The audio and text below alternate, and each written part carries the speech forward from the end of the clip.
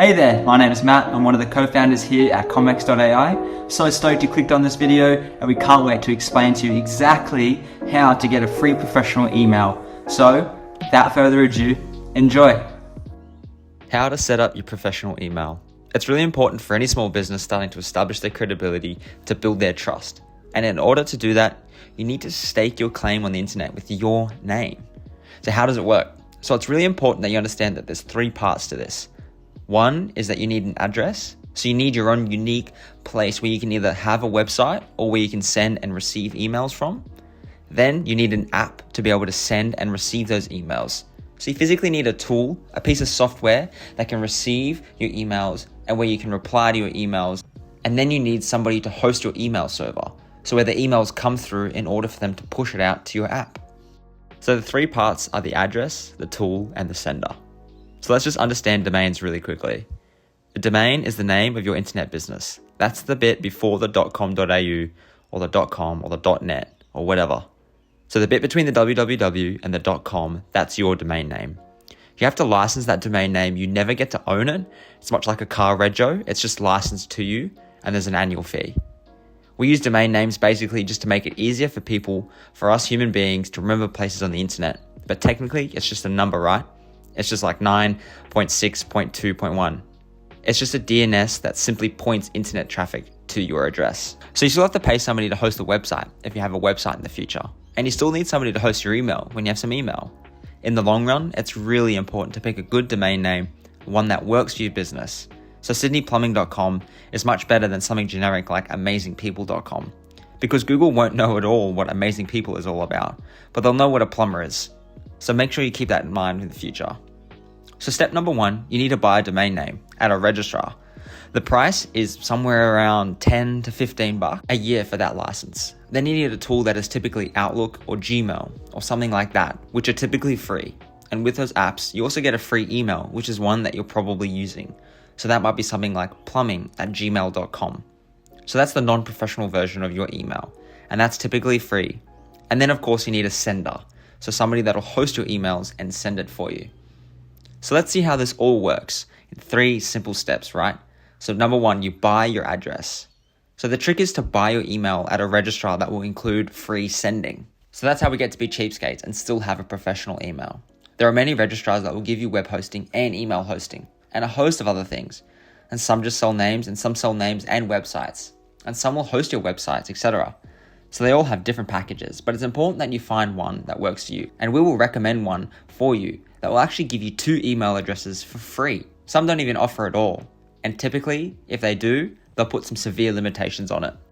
And typically, like GoDaddy or Crazy Domains, or one of those, they'll actually charge you anywhere between $2 and $6 a month to host your email. But fair enough, right? There's a cost to hosting the email. So you might want to pay if you already have a domain name. So this is where this comes into play. You might just pay a little bit extra, and then you can just use whoever you already bought your domain name with. Right, step 2, set up your email. So it's kind of a little bit different depending on the registrar. Most will automatically just give you the server details from their end, and then the type of details they give you is actually the same for all of them. It just depends on where you have to go and find them. Then the last step is to configure your app. So you've bought your domain name, so now you own joesplumbing.com. So you're going to have to set up your email box. So you simply need to find somewhere that you can set up your email and have it hosted.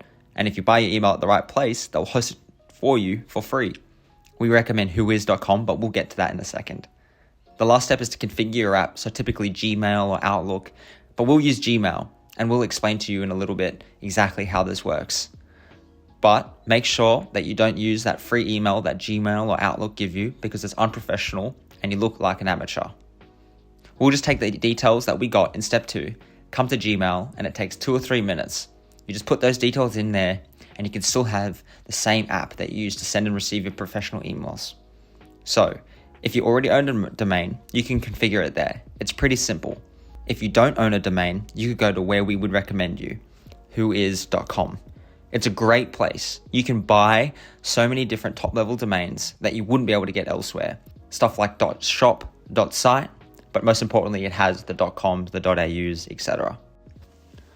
So the first thing you do is go to the website whois.com. When you get there, start by searching for the domain name that you want.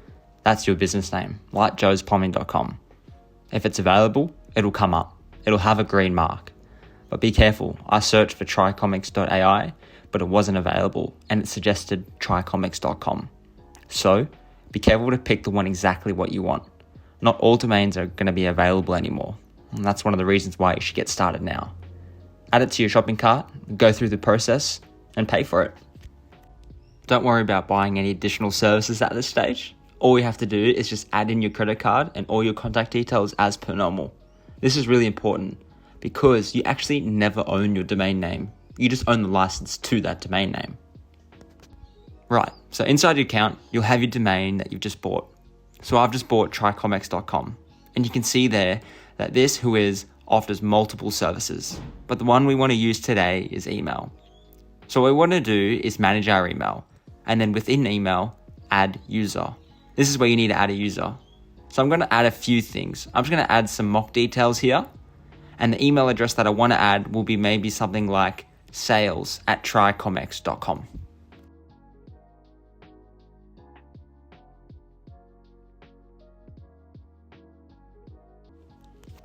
So beauty, too easy. It's just created at trycomics.com, and there's the details.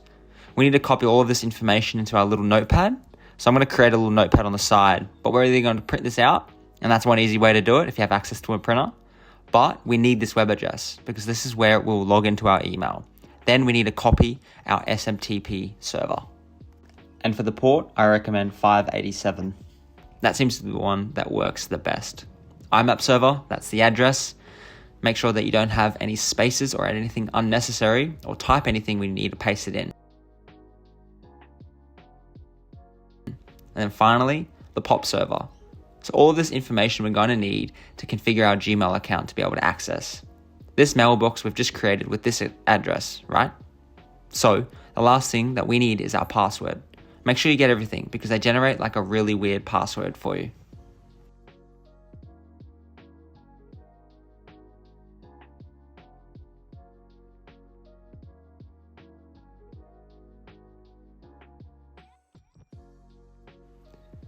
As well as the actual email address, if you don't remember what you've just created. So keep that. So all your information you'll need in Google, right? So let's go to Google. If you don't have an account in Google, of course, you have to now create one.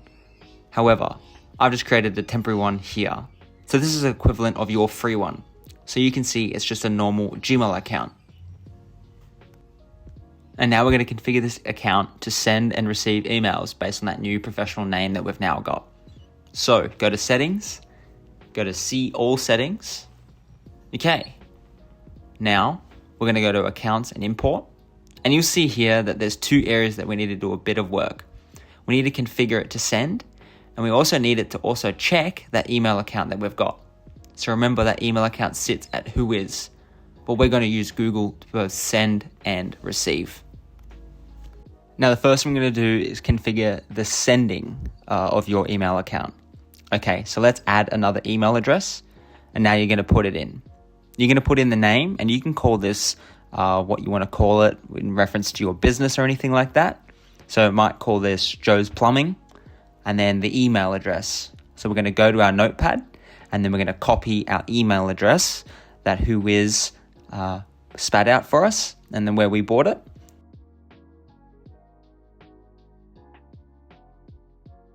And then copy that straight in. And make sure that you've ticked it as treat as an alias. Okay, sweet. Next step. Now it's going to ask you for the SMTP server. So then you have to go back here into your notepad and you can see SMTP server. You're going to copy that.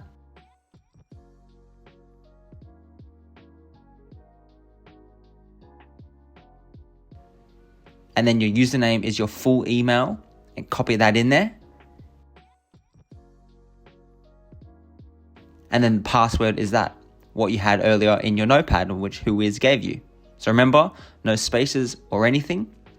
And then leave the TLS recommended as is, and the port 587 for SMTP. So just make sure you double check everything, and that should be all good. Then you click add account. Okay, sweet. So the next step is that it's going to send me an email to that address, because it now wants to say, are you really allowed to do this? And kind of just seek confirmation. And now to get access to that, this is a little bit tricky and a little bit weird. I don't have access yet, right? I haven't configured it. So within Whois, we can actually get access. So how do we get that? We go to this web address that we got, which we configured, because we don't have an app for this, right? So we go to the web and we try and copy in the details. We go to that web address and we need to log in. What's my username? That'll be your email, as well as the password is whatever that Whois generated for you.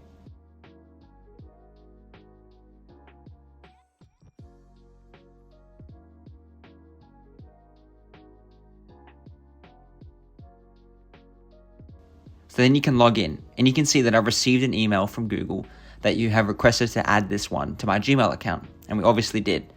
So we're going to click on this link to say yes, we confirm. All right, now we're good to go in terms of being able to send emails, but we can't yet receive emails. So this will be really easy.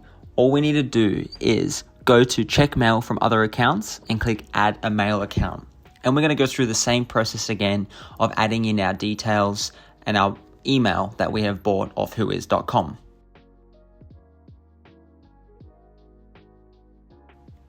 Also, use the same password that you have already used from Whois' generation server.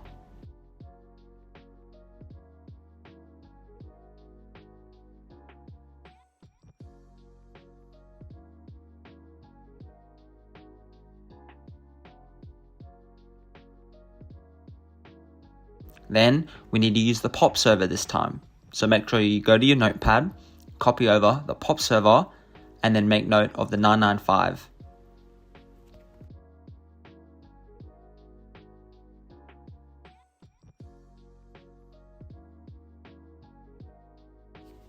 So this is an important step. So once you've clicked 995 for the port, all you're going to need to click is always using a secure connection SSL when retrieving email, as well as label incoming messages.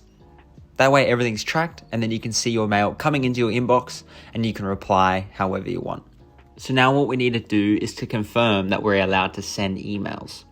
So now it sends the email, we've already said we can receive it, right? So that worked great.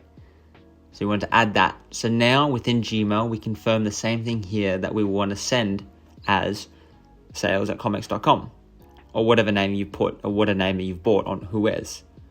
Awesome.